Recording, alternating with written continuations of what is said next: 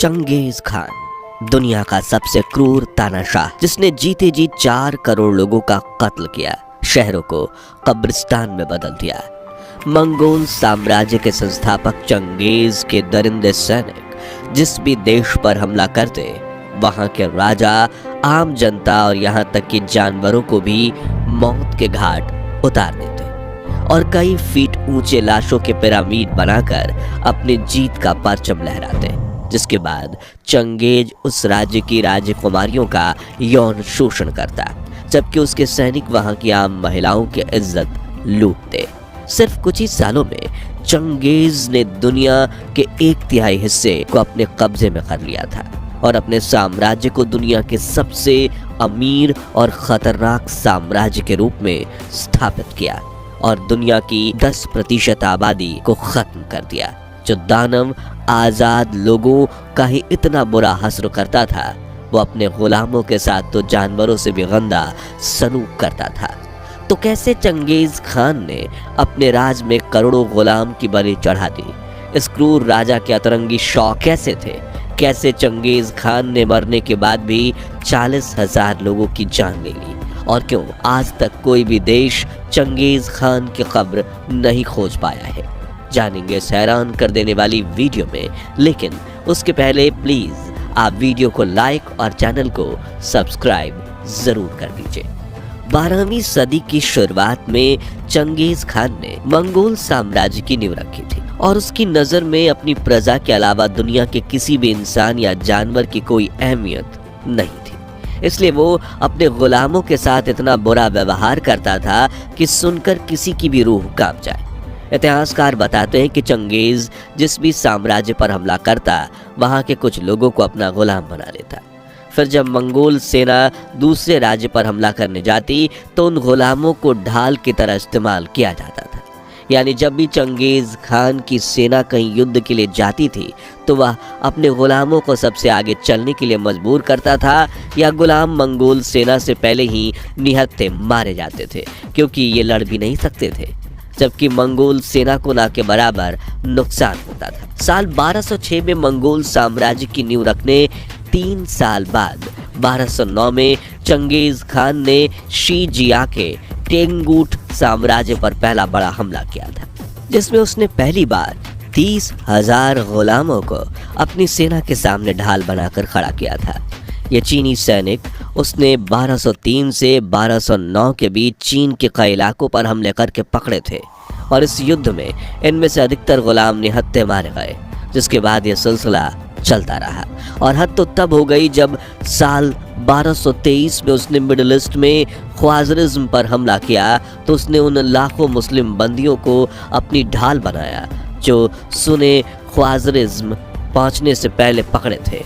Genghis Khan ने इन गुलामों की अहमियत सिर्फ उन खिलौनों की तरह समझी जिन्हें वो कभी भी तोड़ सकता था, और उसने इनका इस्तेमाल न सिर्फ जंग में बल्कि अपने साम्राज्य के विकास में भी किया। चंगेज के दरिंदे सैनिक उन गुलामों से नर्क से भी बदतर व्यवहार करते थे। ठंडी हो या गर्मी, उन्हें बदन ढकने के लिए पूरे कपड़े तक नहीं दिए जाते थे और नहरें खुदवाई जाती थीं, किले की दीवारें बनवाई जाती थीं, पक्की सड़कें बनवाई जाती थीं और जब मन पड़े इनका शोषण किया जाता। और ये तो कुछ भी नहीं, चंगेज खान के राज में मंगोल लोग इन गुलामों के बीच कीड़े मकोड़ों की तरह लड़ाई करवाते थे और खुद दर्शक बनकर तमाशा देखते थे। इन गुलामों को तब तक रुकने की अनुमति नहीं होती थी जब तक दोनों में किसी एक की जान न निकल जाए, और जब लोगों का मन दो गुलामों की लड़ाई से भर जाता था तो उन्हें जानवरों से लड़ने के लिए मजबूर किया जाता था। चंगेज खान ने अपने गुलामों के साथ ऐसा काम किया था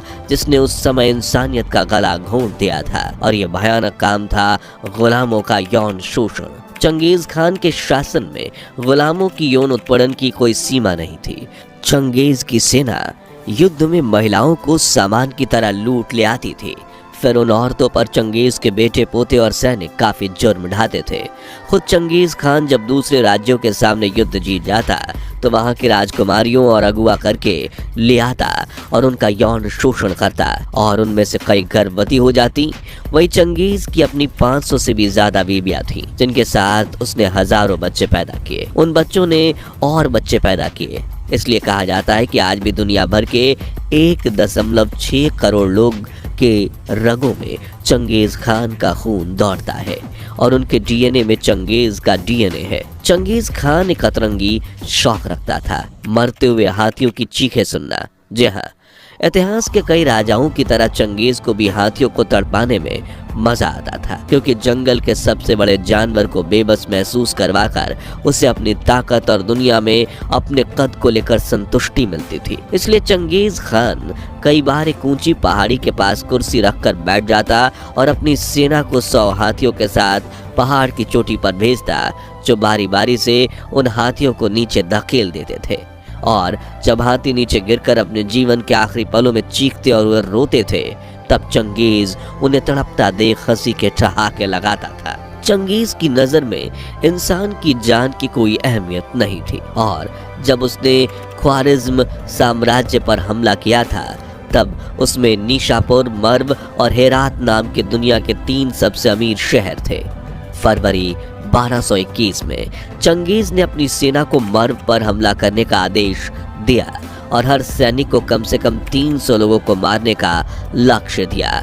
मंगोल सेना जानवरों की तरह मर्व में घुस गई और वहां के 13 लाख लोगों को मौत के घाट उतार दिया।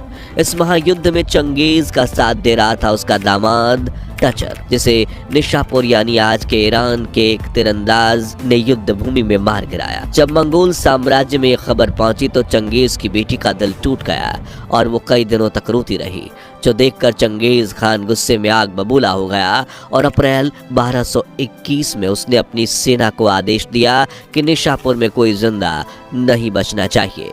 चंगेज के आदेश से मंगोल सेना निशापुर पर टूट पड़ी और उन्होंने न सिर्फ 17.5 लाख लोगों को मार गिराया, बल्कि लाखों जानवर भी मार दिए, जिसके बाद मरे हुए लोगों की 3 बड़े पिरामिड बनाए गए, एक मर्दों का, दूसरा औरतों का, तीसरा बच्चों का। यह इसलिए किया गया ताकि कोई दोबारा मंगोल सम्राट चंगेज खान के परिवार पर हमला करने से पहले 100 बार सोचे। इसी तरह मर्व और निशापुर के बाद हेरात को भी तबाह कर दिया गया और इस हमले में मंगोल सेना ने करीब 57 लाख लोगों की जान ले ली। ये संख्या कितनी बड़ी थी, इसका अंदाजा आप इस बात से लगा सकते हैं कि उस वक्त वातावरण में ऑक्सीजन और कार्बन डाइऑक्साइड का संतुलन ही बिगड़ गया था। इस तरह दुनिया के 1/3 हिस्से पर कब्जा करने, 4 करोड़ लोगों की जान लेने और 140 ट्रिलियन अमेरिकी डॉलर्स की संपत्ति कमाने के बाद साल 1227 में चंगेज खान की रहस्यमयी ढंग से मौत हो गई। लेकिन आपको ये जानकर हैरानी होगी कि दुनिया के सबसे क्रूर तानाशाह की कब्र कहाँ है, यह आज तक कोई नहीं जान पाया। और चंगेज दुनिया का इकलौता ऐसा तानाशाह है जिसने अपनी मौत के बाद भी हजारों लोगों को मौत के घाट उतार दिया। दरअसल जब चंगेज खान की मौत हुई तब उसके बेटे ने उसकी विल यानी आखिरी इच्छा पत्र पढ़ा, जिसमें चंगेज ने लिखा था कि मुझे कहाँ दफनाया जाएगा, यानी मेरे मकबरे की लोकेशन किसी को पता नहीं होनी चाहिए ताकि भविष्य में कोई मुझे खोज ना पाए।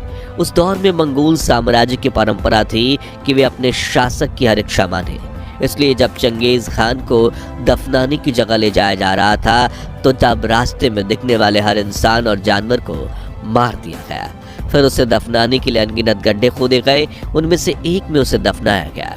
इस दौरान चंगेज की अंतिम यात्रा में 2000 लोग शामिल हुए, जिन्हें पता था कि चंगेज को कहाँ दफनाया गया है, यानी उनकी मौत की तारीख लिखी जा चुकी थी। खैर, चंगेज खान के अंतिम विधि के बाद कई एकड़ बड़ी उस जगह पर 1000 घोड़ों को दौड़ाया गया था ताकि जमीन हर तरफ से एक जैसी दिखे और किसी को पता न चले कि चंगेज को दफनाने के लिए कहाँ गड्ढा किया गया। फिर शुरू हुआ कत्लेआम उन 2000 लोगों का जो चंगेज खान की अंतिम क्रिया में हिस्सा लेने पहुंचे थे। जब सैनिकों की पहली टुकड़ी ने इन 2000 लोगों को मारा, तब दूसरी टुकड़ी वहां पहुंची और उन्होंने मंगोल सेना की पहली टुकड़ी समेत उन 1000 घोड़ों को भी मार दिया जिन्हें वहां दौड़ाया गया था। फिर तीसरी टुकड़ी ने आकर दूसरी टुकड़ी को मार दिया। ये सिलसिला कई बार चला और ये कत्लेआम भी इलाकों में कई जगहों पर हुआ ताकि असली जगह छिप जाए।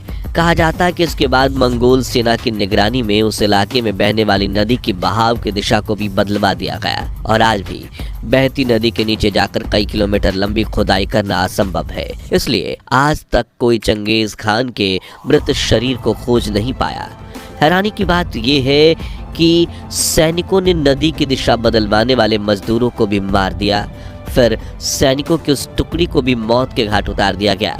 यह सिलसिला तब तक चला जब तक चंगेज खान के मकबरे के बारे में जरा सा भी अंदाजा रखने वाला आखिरी व्यक्ति मारा नहीं गया। इस तरह चंगेज खान ने अपनी मौत के बाद भी करीब 40,000 लोगों की जान ले ली। लेकिन चंगेज खान क्यों नहीं चाहता था कि कोई उसके मकबरे को ढूंढ पाए, तो इसे लेकर उसका मानना था कि भविष्य में उसका मृत शरीर ढूंढकर उसकी नकल ना करे और ना ही कोई उसकी मूर्ति बनाकर पूजा करे। इसी कारण से उसने ना तो कभी अपना स्केच बनवाया और ना ही कोई प्रतिमा। और इस वक्त आप स्क्रीन पर चंगेज खान की जो तस्वीर देख रहे हैं उसे भी उसके मरने के बाद ही बनाया गया था। तो आज के लिए बस इतना ही। आपको ये वीडियो कैसा लगा और दुनिया के इतिहास में चंगेज खान जैसा दूसरा खतरनाक तानाशाह कौन था, अपनी राय कमेंट में बताइए। ये वीडियो अच्छी लगी हो तो इसे लाइक शेयर करके 11,000 लाइक्स को जरूर करवा दीजिए और दुनिया के इतिहास की ऐसी अनसुनी अनकही कहानियों के लिए हमारे चैनल को सब्सक्राइब करके पास वाली घंटी जरूर बजा दीजिए। धन्यवाद।